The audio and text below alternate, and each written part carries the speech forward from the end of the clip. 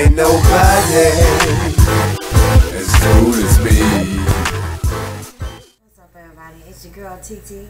As you can see, you know, cut my hair. Sometimes you gotta switch it up, do something different, be a different kind of sexy, just cause you feel like it. So my friend gave me this book, Manology, by Reverend Ron and Tyrese. Have you guys read this book? I'm only on chapter 4, and just because I got a short attention span, and you know, I'm working on it little by little. So you gotta read this book. Once I finish it, I'm almost done. Once I'm finished with it, I want you to read it. And I was like, yeah, okay. You know, tell you how a man think. I was like, ain't no question about how a man think. Ain't no mystery about it. You feed them, fuck them, know when to talk shit, know when to shut the fuck up. That's pretty much it with it. But he was like, yeah, you gotta read it, and I want to discuss it with you after you read it. Now, keep in mind, my friend ain't no talkative nigga. You know, he just ain't that type of dude. So I finally decided I was gonna pick it up one day at lunch because my car was in the shop, and I knew I wasn't gonna have anything to do for lunch. So yeah, so I started reading it, and I wasn't expecting to like it so much that I was mad that I had to go back to work because I really started getting into it. So one of the things I was like thinking to myself, like, dang, it would be good for women to have a book like this, because this book, but it wasn't just out there like that Steve Harvey, act like a man, think like a woman. It just wasn't all in your face everywhere you look. A movie made out of it, all that kind of extra. But one of the things that I noticed about it, or that caught my attention, was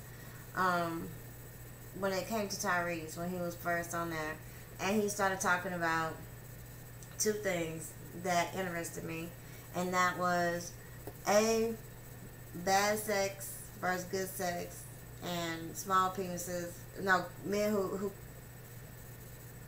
come a little too early, you know, and leave you. This is what I think about that. People these days keep putting sex before relationships. Nobody's taking a chance to get to know each other anymore, taking that time, you know. I'm telling you, right hand, I know a dude who been fucking like 2 bras for show for like off and on for like a year or 2, and them hoes don't even know his real name. So to let you know how important they are to him. And I think that people really these days need to stop putting sex before relationships for a lot of different reasons. The first reason being that sometimes when you have sex with somebody, it might, if you don't have that chemistry, you ain't took time to get to know that person, then sometimes the sex won't be good. It ain't that they got bad sex. It's just ain't no connection there. So it's just, you know, y'all going through the motions because whatever reason y'all decide to fuck, basically. But if you really take the time and get to know somebody first, even if they have bad sex, or even if they do have a small penis, even if they come fast and you're willing to work with them on it. Now, you got 2 types of small dick dudes. You got the ones that are very selfish. They selfish. They got like a self-esteem issue about the small dick already. He's just selfish. He insecure about it, so he just do it and go to sleep like, bitch, well, you already do. This is what it is. This is what you get.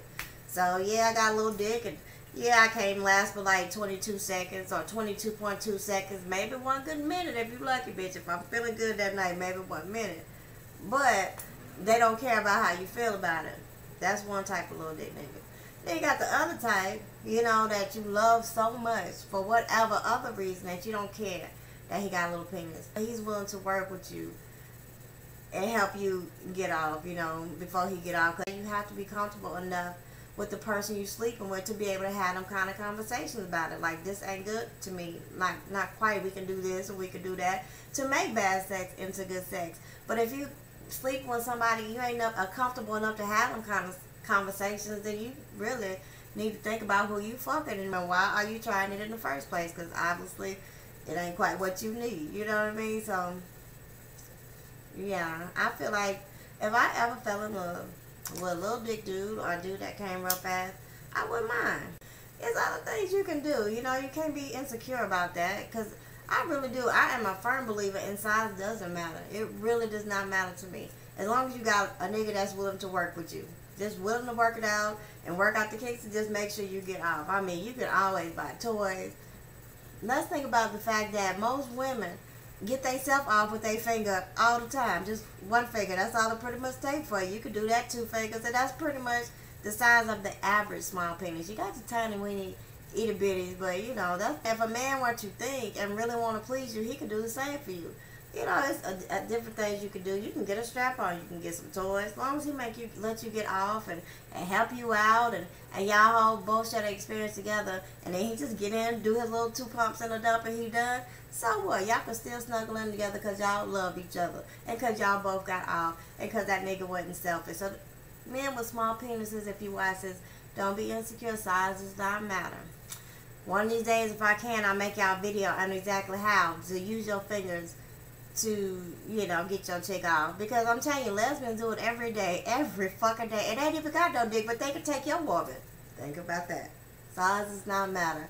It's the sensitivity and the willingness to work on things that matters.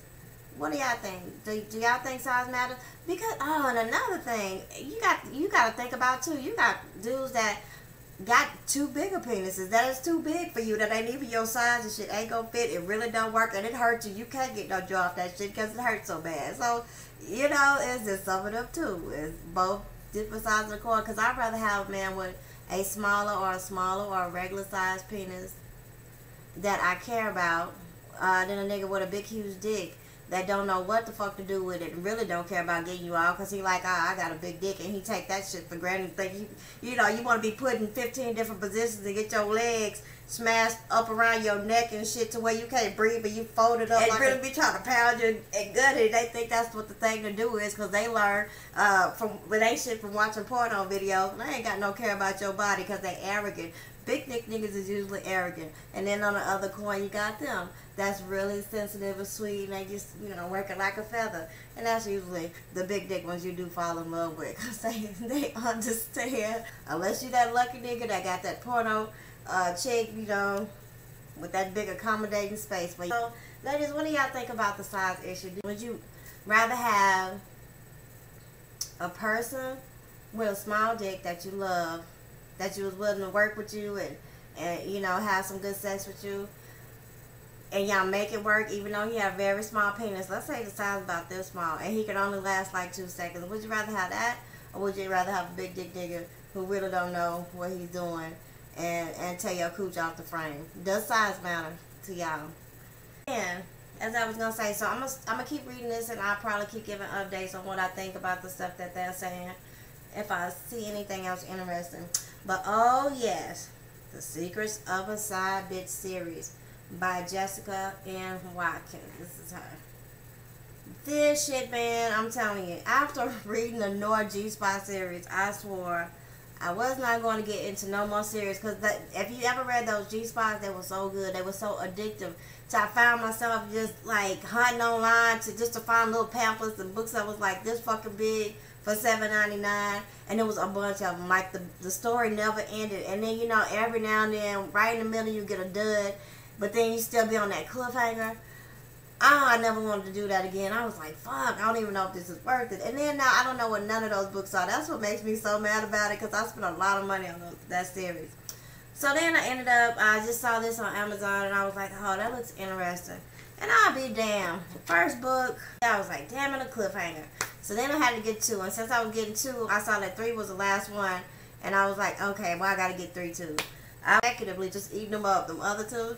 So I'm just, it was really worth the money, but I'm going to try to sell these back to somebody else. I'm not getting wrapped up in no more series. This is what I'm saying. That's the main fucking point right here. I'm not getting wrapped up in no more of these series because they're so good. And then you realize you don't spend like 30 plus bucks plus shipping, you know, on one story. I miss the days of Terry McMillan and Sister Soldier. Just, you know, a good book, the old books where you just read the whole book from beginning to end. What happened to that shit? And then there might be a sequel to it to tell you what happened later. Might be a sequel, but it wasn't no just cliffhangers and you had to get the other book. Y'all don't mind getting wrapped up into a series. Check out Secrets of a Side Bitch. There's 1, 2, and 3. And also, I tell you, that chick Noir, she's my Facebook friend, and she'll respond to it. She's really connected with her fans. Like, she seems like a real down-to-earth person. Pick up her books too, because her books are really good too. I got trapped. Oh yeah, she got me twice. She got me with the candy shop. I mean she got the G-Spots, and then the Pretty Little Liars 1 and 2. I think it was 3 of those too. Damn, those were good too though. Cause you had to find out what was gonna happen to what was her name? Meek. Her name was Meek something. But was it Sable or was it Meek? I can't remember. But you had to find out what she was gonna do. That was a good series too. Yeah. So from now on, y'all, you know, keep it real with a bitch. If I can't read the book from beginning to end, let me know before I buy the first one that it's gonna be 2 or 3 more, and that I might have to wait 2 months before the next one come out.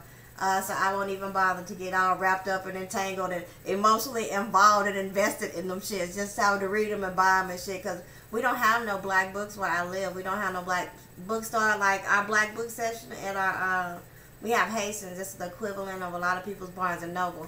So our black book section is like 3, like the whole shelf will be this big, and the black book section is like 3 shelves wide, and you know, stacked 4 tall, and that's it. That's pretty much all you get from A to Z. So I always have to order black books, so cause I ain't from here. So I order my black books, my black music, and try to stay in touch. But yeah, where I live is only like 1% black here. Yeah, and the main thing I miss, to be honest, is being able to date. You know, and anywhere else you live, if you cute, you can go anywhere. Damn near you gonna meet a man. You just get to pick and choose. Okay, I like the look of you. I like what you got to say. I might try to rumble with you. Call me sometime. Text me. You don't even get that opportunity here. Ain't no black dudes here. You see the same 6 niggas every fucking day, and ain't none of them shit. I don't let come in from out of town that you can see it, be like, damn, that's something different. Yeah, it's bad here. Y'all pray for me. Take us some donations so I can get the fuck out this bitch. But yeah, make sure y'all check this book out, and if you've already read it, tell me what you think, and tell me any interesting points that you saw in the book that you might want to discuss. So hit me up and let me know what y'all think about the book and everything. So this your girl TT. I'll let you girl. Nobody out there moving, thinking of doing what I'm doing, 'cause ain't nobody